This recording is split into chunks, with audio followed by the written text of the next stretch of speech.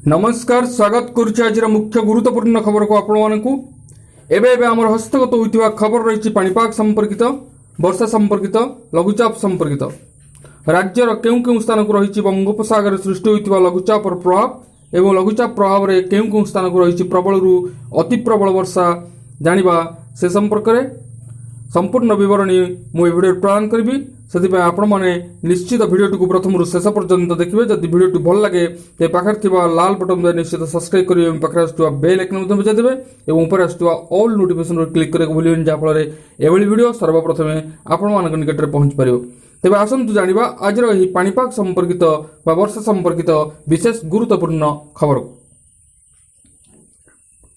बंगोपसागर में सृष्टि होता घूर्णिबलय शुक्रवार लघुचाप परिणत होइछि। यह उत्तर पश्चिम बंगोपसागर और उत्तर ओडिशा उपकूल उपर केन्द्रीभूत होइछि। लघुचाप प्रभाव में शनिवार राज्य में प्रबल रु अति प्रबल वर्षा होई पारे। पाणीपाग विभाग एपली सतर्क सूचना जारी करिछि।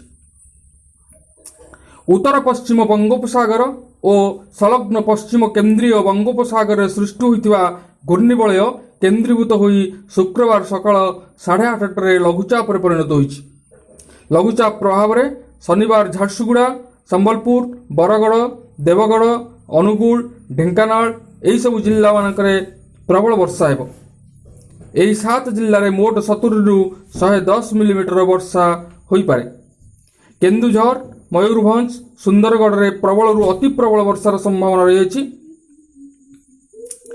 यही 3 जिले में 70 रु 200 मिलीमीटर जाए वर्षा हो पारे।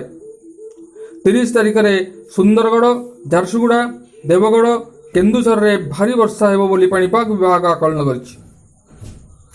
30 तारिख में सुंदरगढ़ झारसुगुड़ा बरगढ़ केन्दुझर रे 70 रु 110 मिलीमीटर जाए वर्षा हो पारे।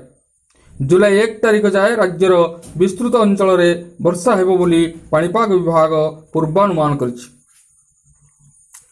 शुक्रवार सकाळु संध्या 6:30 भितर अनुगुल में 102 मिलीमीटर वर्षा होइछि। नयागढ़ में 32 बलांगीर में 26 भवानीपाटना में 16.4 टिटलागढ़ में 13.2 सोनपुर में 11 जगतसिंहपुर में 9.2 चांदाबाली में 4.2 मिलीमीटर वर्षा रेकर्ड होइछि। गत 24 घंटा मध्य कोरापुटर जयपुर में प्रबल रु अति प्रबल वर्षा होइछि। एठारे मोट 120 मिलीमीटर वर्षा रेकर्ड करा जायछि। कोरापुट नंदपुर में 110 मिलीमीटर ढेंकानाल भुवनेश्वर 110 मिलीमीटर और मालकानगिरी में 90 मिलीमीटर एवं बोलगढ़ में 80 रायगढ़ गुणपुर में 70 जटणी में 70 चित्रकोंडा में 70 और जाजपुर जेनापुर में 70 मिलीमीटर वर्षा रेकर्ड करा जायछि। ए मासरे राज्य में 34% नियंत्रित वर्षा होइछि। कलाहांडी नुआपड़ा बलांगीर सोनपुर बौद्ध बरगढ़ संबलपुर अनुगुल देवगढ़ झारसुगुड़ा सुंदरगढ़ केन्दुझर जाजपुर भद्रक केन्द्रापड़ा खोर्धा गंजाम और गजपति रे नियंत्रित वर्षा होइछि। मयूरभंज बालेश्वर और पुरी रे अत्यधिक नियंत्रित वर्षा होइछि।